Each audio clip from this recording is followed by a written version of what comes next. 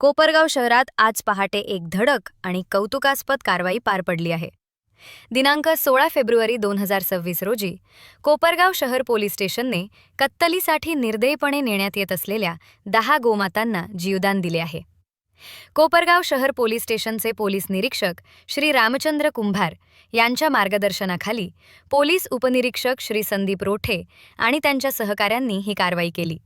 पोलिसांनी तत्परतेने सापळा रचत पिकअपमध्ये निर्दयीपणे गोमातांचे पाय बांधून त्यांच्यावर कमी वजनाचे पोते रचून कत्तलीसाठी नेण्यात येणाऱ्या गोमातांना जीवनदान दिले आणि त्यामधील 10 गौवंशांची सुटका केली. यावेळी गौरक्षकांनी देखील सक्रिय सहभाग घेत पोलिसांना सहकार्य केले. या संयुक्त कारवाईमुळे निर्दयी खाटकांना दणका बसला असून गोमातांचे प्राण वाचवण्यात यश आले आहे. कारवाईनंतर सर्व गोवंश सुरक्षितपणे कोकम थाण तालुका कोपरगाव येथील गोकुलधाम गौरक्षा केंद्रात पुढील संगोपनासाठी पाठवण्यात आले आहेत. या उल्लेखनीय कामगिरीबद्दल कोपरगाव शहर पोलिसांचे तसेच सर्व गौरक्षकांचे नागरिकांकडून कौतुक केले जात आहे. ऑस्कर न्यूजसाठी रेणुका ढमाले सह अनिकेत.